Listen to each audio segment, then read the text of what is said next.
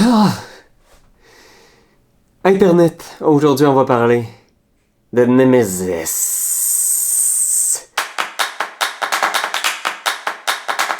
Oui, Nemesis, qui est un jeu d'horreur dans l'espace, carrément. C'est vraiment inspiré directement de la franchise Alien.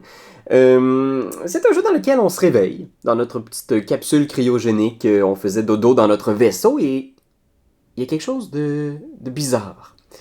Certaines pièces du vaisseau sont cassées. On n'est pas sûr que les moteurs fonctionnent. Et il semble y avoir quelqu'un ou quelque chose à bord. Et il y a même des pièces qui sont en feu. Écoutons, ça va vraiment pas bien. Hein? Et théoriquement, le but de tous les joueurs, c'est de s'assurer que le vaisseau est bel et bien programmé pour aller en direction de la Terre. S'assurer qu'il y a au moins 2 moteurs qui sont fonctionnels. Ils sont générés aléatoirement au début de partie, fait que ça se peut qu'ils soient tous pétés, qu'il va falloir les réparer. Et il faut aussi retourner faire dodo dans notre capsule cryogénique au moment, à la fin des 15 tours, où le vaisseau va passer en hyperespace pour pas mourir. Donc techniquement, c'est le but de tout le monde. Mais bien sûr, la twist ici, c'est qu'on a tous aussi un objectif secret qui peut être en contradiction avec ces objectifs-là. Donc, ça peut être par exemple de ramener un œuf d'extraterrestre sur Terre. Ça peut être de tuer tout le monde, carrément. Ça peut être d'être le seul survivant. Ça peut être de tuer le joueur numéro 2 ou le joueur numéro 1. Tuer un joueur précisément autour de la table. Ou même de tuer la reine, Seigneur. Checkez ça, les mini dans ce jeu-là. Là. Donc oui, effectivement, vous allez pouvoir rencontrer ce genre de créatures-là dans l'espace. Et c'est pas des bonnes nouvelles, je vous le dis tout de suite.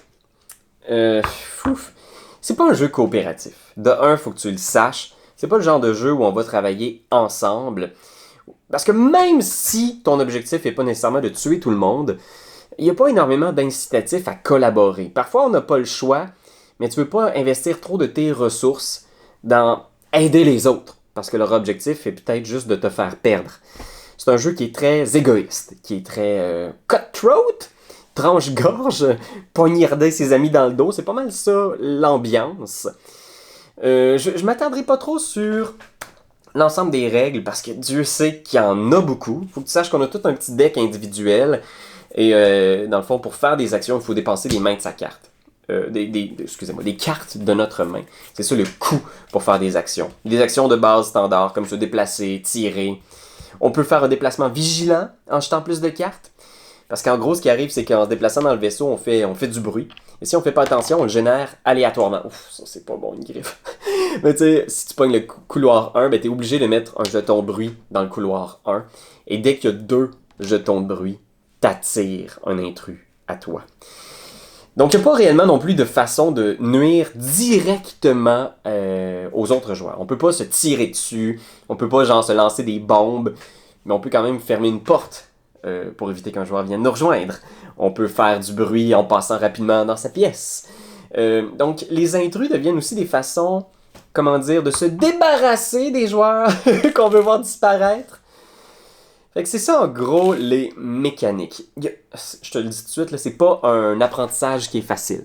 Donc il faut investir beaucoup de temps pour personnellement maîtriser le jeu, mais ensuite l'apprendre aux autres. C'est pas évident. Il y a vraiment beaucoup de petits systèmes parce qu'ils veulent vraiment reproduire tout ce que tu peux faire dans Alien.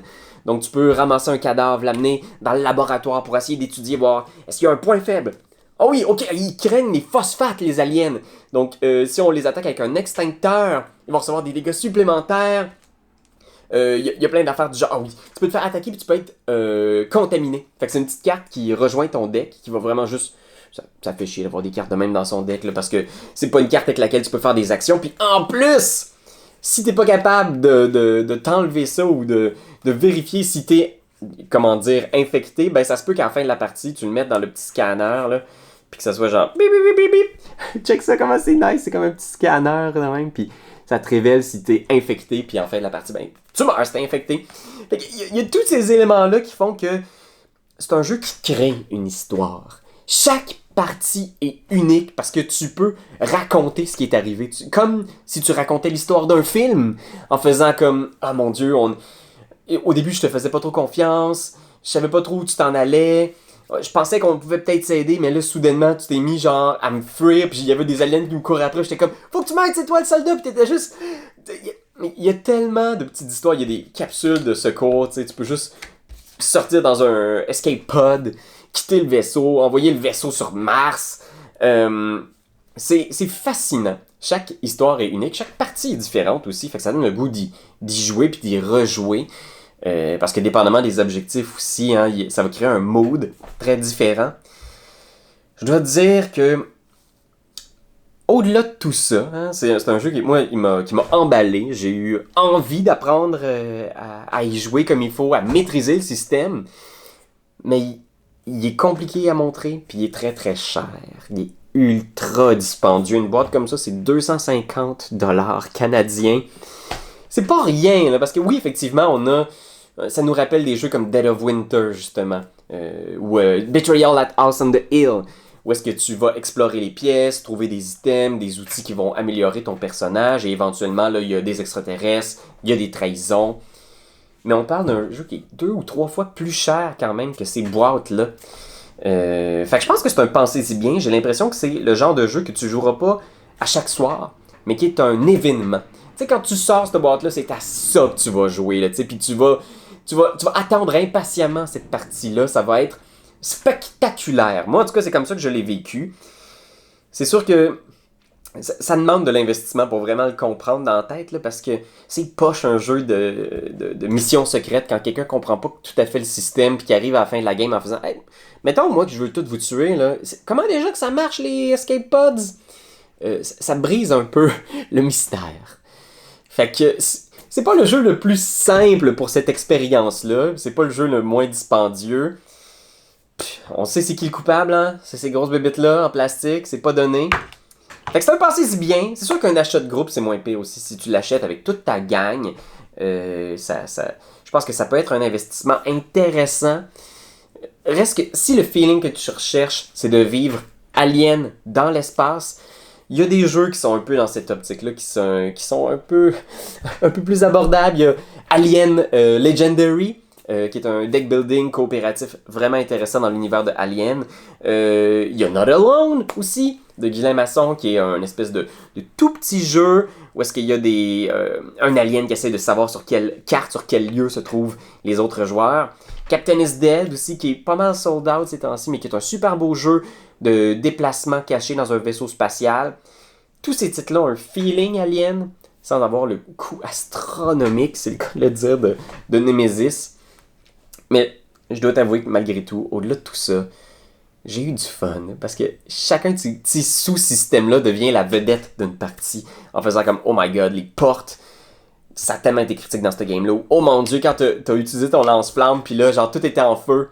Dans ce game-là, c'était ça la vedette. Je pense que c'est ça qui est le fun dans ces tout petites patentes de règles là, qui sont vraiment tough à mettre dans ta tête, mais qui sont vraiment le fun au final, parce que ça raconte une histoire épique, inoubliable. Voilà, c'était ma critique de Nemesis. Putain, Internet, qu'est-ce que t'en as pensé? Aimes-tu ça, hein? Te faire infecter par des créatures qui vont sortir de ton chest? Laisse-nous le savoir en commentaire. Bye! C'est toi de trouver l'épisode de jour du Popoche? Sonne la cloche! Sonne la cloche! On parle de jeu, like-nous, commande, suis-nous, ouais! Sonne la cloche! Sonne la cloche! Partage à tes amis, partage à ta mamie, ouais! Sonne la cloche! Sonne la cloche! Comment ton ouais, fais le mon kiki! Sonne la cloche! Sonne la cloche! Sonne la cloche comme quand Jésus a sonné à la porte pour aller souper chez Zachée.